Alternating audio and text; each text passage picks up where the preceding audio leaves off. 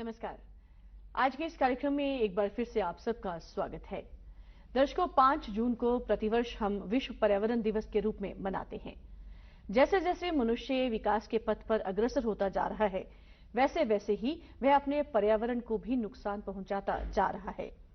आज समय हो गया है कि जब हम अपने पर्यावरण को संरक्षण को लेकर खास तौर से सचेत हो जाएं और हमें इसके बारे में लोगों में जागरूकता भी उत्पन्न करनी है कि हम किस तरह से अपने पर्यावरण को बचा सकते हैं, क्योंकि यदि पर्यावरण सुरक्षित है तभी हमारा जीवन भी इस धरा पर सुरक्षित है। पर्यावरण संरक्षण क्यों जरूरी है, पर्यावरण को किस तरह से बचाया जा सकता है और किस तरह से जलवायु परिवर्तन जो है वो हम पर अपना असर डाल रहा है, कुछ ऐसे ही सवालों के उत्तर जानने के लिए हमने अपने आज के कार्यक्रम में आमंत्रित किया है प्रोफेसर यशपाल शर्मा जी को, जो कि एक्स हेड हैं और प्रोफेसर हैं department of botany, university of Jammu. तो सबसे पहले तो प्रोफेसर साहब, आपका कार्यक्रम में स्वागत है। और सर, जिस तरह की हम सब जानते हैं कि आज हम विश्व पर्यावरण दिवस मना रहे हैं, तो सर शुरुआत में आपसे जानना चाहते हैं कि जब भी हम कोई दिन मनाते हैं तो किसी न किसी उद्देश्य को सामने रखकर ही मनाते हैं। तो इस साल जो है हमने मतलब क्या उद्देश्य जो है हमारे सामने रहा है और इस बार 2022 का थीम जो है वो क्या है? सर, प्रथम डॉक्टर अलका, आपको हरित प्रणाम और दर्शकों को भी हरित प्रणाम। बहुत अच्छा विषय है जिस पर हम चर्चा करेंगे और थोड़ा पूर्व में जाएंगे। सन 1972 में स्वीडन की राजधानी है स्टॉकहोम। वहाँ पर पहला संयुक्त राष्ट्र सम्मेलन हुआ था पर्यावरण को लेकर, और वहीं से यूनाइटेड नेशंस एनवायरनमेंट प्रोग्राम, जिसको हम यूएनईपी की जो कहते हैं, उसका वहाँ से आरंभ हुआ था। और आज पूरे 50 वर्ष हुए हैं कि हम एक बार फिर उस सम्मेलन को याद करते हुए 2022 का विश्व पर्यावरण दिवस मना रहे हैं। इनफैक्ट पर्यावरण दिवस जो औपचारिक रूप से स्टार्ट हुआ था, इसका आरंभ हुआ था, वो सन 1974 में हुआ था। तो उस हिसाब से ये 48वां पर्यावरण दिवस हम यहाँ मना रहे हैं 5 जून को। जैसा आपने कहा कि इसका थीम क्या रखा गया है, तो थीम बहुत ही बढ़िया थीम और बहुत सोचा समझा इसके ऊपर मंथन लगता है किया हुआ है। Only one earth. हम देखते हैं डॉक्टर अलका की हमारे ब्रह्मांड में अरबों आकाश गंगाएं हैं, गैलेक्सीज हैं, और हर एक गैलेक्सी में अरबों प्लैनेट्स हैं, ग्रह हैं। पर उन अरबों ग्रहों में एक पृथ्वी है, एक ही पृथ्वी है जहां पर अभी तक जो जीवन संभव हो पाया है। तो इसलिए इस वर्ष का जो पर्यावरण दिवस का थीम है बहुत एप्रोप्रिएट है कि ओनली वन अर्थ, एक ही पृथ्वी। और इस संदर्भ में उसका नारा जो है वो ये हमें याद दिलाता है कि हम इस पृथ्वी के साथ, इस प्रकृति के साथ सद्भाव से रहें, हार्मनी से रहें, मिलजुल कर रहें। और इनके जो संसाधन हैं पृथ्वी के ऊपर, जो प्रकृति ने हमें संसाधन दिए हैं, उनका हमारा प्रयोग जो है वो सतत हो। इसी संदर्भ में ये विश्व पर्यावरण दिवस या बाकी दिवस जो हम पर्यावरण के रिलेटेड मनाते हैं, तो इसलिए इसका लक्ष्य भी ये रखा गया है। सर, हमें सचेत रहना चाहिए पर्यावरण संरक्षण को लेकर, लेकिन मनुष्य की जब हम बात करते हैं, हम अपनी बात जब करते हैं, तो अक्सर हम इस बात को भूल जाते हैं और हमारे कई ऐसे कृत्य होते हैं, कई ऐसे हम काम करते हैं जिससे कि हमारे पर्यावरण को नुकसान पहुंचता है।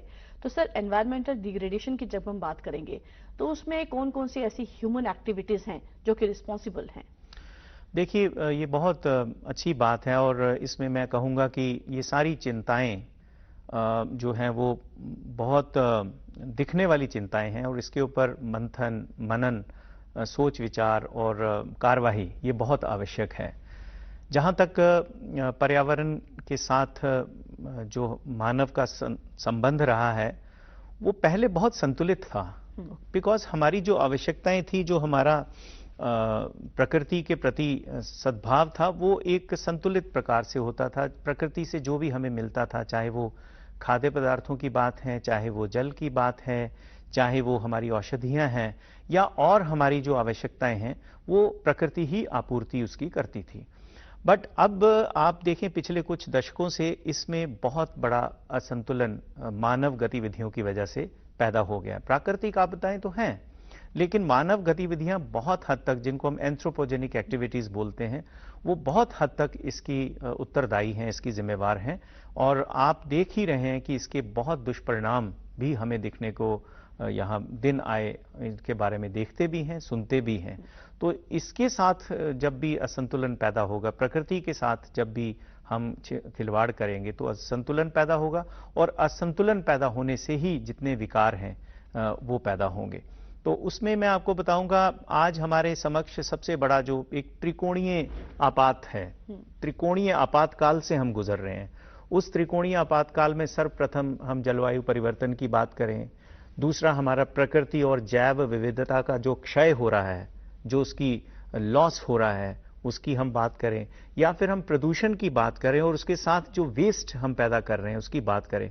सो ये जो एक त्रिकोणीय आपातकाल की स्थिति पैदा हम लोग ही कर रहे हैं, ये बहुत भयावह है। इसके परिणाम, बहुत दुष्परिणाम हम लोग देख भी रहे हैं। जी सर, जलवायु परिवर्तन की जब हम बात करते हैं तो इसके कुछ ऐसे दुष्प्रभाव या कुछ मेन इफेक्ट्स हैं, कोई 3 सर या 4 आप हमें बता सकते हैं?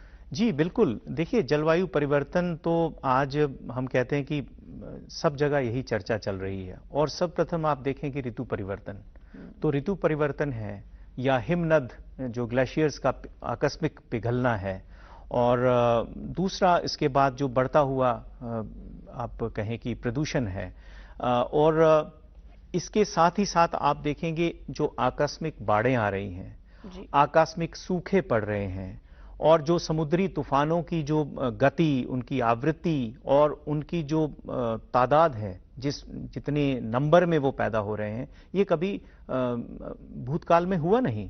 तो ये सारे जो दुष्परिणाम हैं, ये उसी प्रदूषण को लेकर ही हो रहे हैं, उसी जलवायु परिवर्तन को लेकर ही हो रहे हैं, उसी जैव विविधता के क्षय को लेकर ही हो रहे हैं। और कहीं ना कहीं हम देख रहे हैं कि हम कार्बन का इतना उत्सर्जन कर रहे हैं, चाहे वो जीवाश्म ईंधन का अधिक से अधिक प्रयोग हम लोग कर रहे हैं, हमारी जो ऊर्जा के स्रोत हैं जो हमें इस्तेमाल करने चाहिए, प्रयोग करने चाहिए, कहीं ना कहीं हम उनको नहीं कर रहे हैं। घरों में जो हम क्लोरोफ्लोरोकार्बन्स का प्रोड्यूस कर रहे हैं, उत्सर्जन कर रहे हैं, वो बहुत नुकसानदेह है। चाहे वो ओजोन को नुकसान पहुंचाता है, जिससे यूवी रेडिएशंस जो हैं वो बहुत धरती पर आ रही हैं और विभिन्न प्रकार के रोग पैदा कर रही हैं। तो अलग अलग प्रकार की जो बीमारियां उत्पन्न हो रही हैं, पेड़ पौधों में जो रोग पैदा हो रहे हैं, जीव जंतुओं में जो रोग पैदा हो रहे हैं, आपने खुद ही देख लिया कि इस बार जो सार्स कोविड पैंडेमिक जो है, जो विश्वव्यापी रहा, और ऐसी त्रासदी मानव ने शायद ही कहीं पहले देखी हो। तो ये सारे जो दुष्परिणाम हैं, जो प्रभाव हैं, ये कहीं ना कहीं पर्यावरण असंतुलन को लेकर ही हमारे समक्ष पैदा हो रहे हैं। सर, जब इतना ज्यादा असंतुलन हो रहा है तो सवाल दिमाग में आता है कि हम किस तरह से अपना जो पर्यावरण है उसको संरक्षित कर सकते हैं, किस तरह से उसको बचा सकते हैं?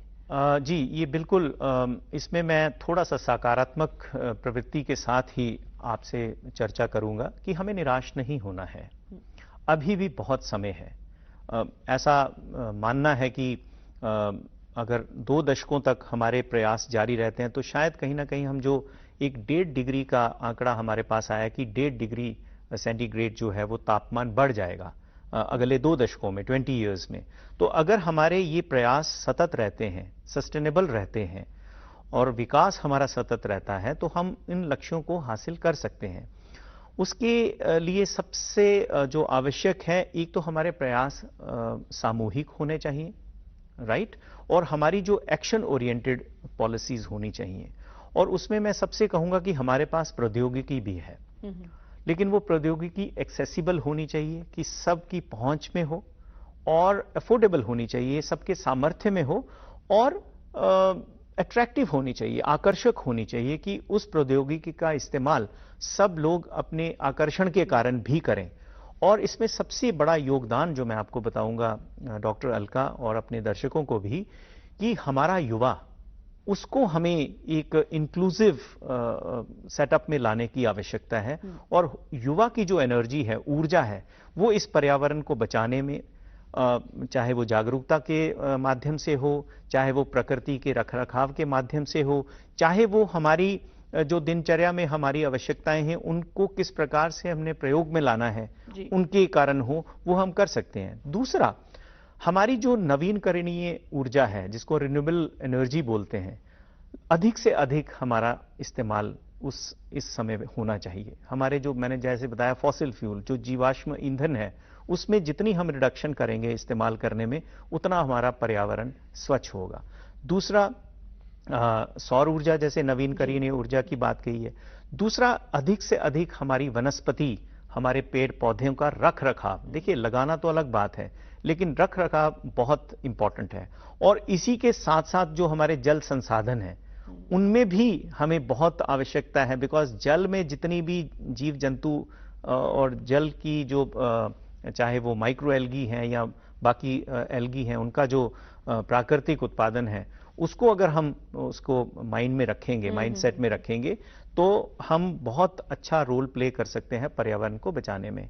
उसके साथ ही साथ आज मैंने बताया कि एक मानसिक बदलाव, हमारे माइंडसेट में एक चेंज आना बहुत आवश्यक है, बहुत लाजमी है।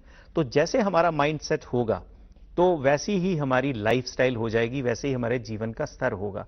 और स्तर क्या चाहिए हमें? सुखी जीवन चाहिए, स्वस्थ जीवन चाहिए। और इसीलिए हम एक ग्रह और एक स्वस्थ ग्रह की कामना करते हुए इस पृथ्वी को बचाने का हमारा प्रयास जो है वो सामूहिक होना चाहिए। उसमें मैं आपको बताऊं कि जन भागीदारी बहुत आवश्यक है। उसमें गवर्नमेंट के ऊपर ही हमें निर्भर नहीं रहना है, हमारे अपने प्रयास जो हैं वो बहुत आवश्यक हैं। हाँ, उसमें जो हमारी प्राइवेट ऑर्गेनाइजेशंस हैं, चाहे वो इंडस्ट्रीज हैं, चाहे वो एनजीओज हैं, चाहे वो अलग अलग प्रकार के इदारे हैं, इंस्टीट्यूशंस हैं, उनको सामूहिक तौर पे एक प्लेटफॉर्म पे आना पड़ेगा। और मैं देख रहा हूं कि काफी अच्छे प्रयास भी हुए हैं। जिस प्रकार से आप देख रहे हैं, हर आए दिन कोई ना कोई पर्यावरण के ऊपर अच्छी चर्चाएं, चाहे वो स्थानीय स्तर पर हों, चाहे वो राष्ट्रीय स्तर पर हों, चाहे वैश्विक स्तर पर हों, वो हो रही हैं। और उसके परिणाम भी आपको कहीं अच्छी जगह भी दिख रहे हैं। काफी सारे देश ऐसे हैं, मैं आपको बताऊं, वो कार्बन नेगेटिव की तरफ चलना शुरू हो गए हैं। उन्होंने अपना कार्बन उत्सर्जन इतना कंट्रोल कर लिया, जैसे आप भूटान की कंट्री जो चर्चा में रही, सूरीनाम एक कंट्री है वो चर्चा में रही। ये दोनों कंट्रीज इन्होंने पहल की है, छोटी कंट्रीज हैं, लेकिन उनकी सोच देखिए कितनी बड़ी है और विश्व स्तर पर उन्होंने एक उदाहरण प्रस्तुत किया है। और मैं तो जम्मू कश्मीर के संदर्भ में कहूंगा कि हमारी जो अभी पिछले प्रधानमंत्री जी ने पिछले दिनों में माननीय प्रधानमंत्री जी ने जो पल्ली पंचायत थी, जी, तो उसको आप देखिए, वो carbon free, carbon neutral panchayat जो हमारे भारत की वो पहली बनी है। बिल्कुल आपने सही कहा। जिस तरह से सर आपने जिक्र किया है, तो हमें लगता है कि यदि हम अपने जल, वायु और मृदा को होने वाले प्रदूषण को अगर रोक सकें, तो उसी से जो है हम अपने पर्यावरण को भी संरक्षित कर सकते हैं। हम उम्मीद करते हैं कि आपको हमारा आज का ये कार्यक्रम पसंद आया होगा। इसी उम्मीद के साथ हम ये कार्यक्रम यहीं पर समाप्त करते हैं। सर, आपका आज के इस कार्यक्रम में भाग लेने के लिए बहुत बहुत धन्यवाद। आपका भी धन्यवाद।